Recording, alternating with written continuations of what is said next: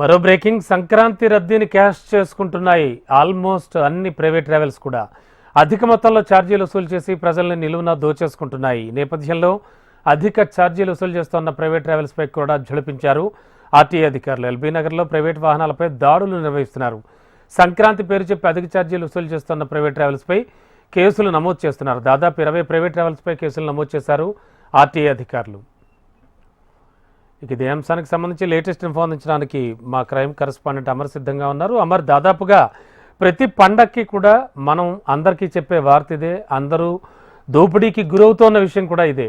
అయితే ఈ విషయాన్ని క్యాష్ చేసుకుంటున్న వాళ్ళపై ఈసారి ఎలాంటి స్టెప్స్ తీసుకుంటున్నారు పోలీసులు కానీ ఆర్టీఏ అధికారులు కానీ? ఏం జరుగుతోంది అసలు?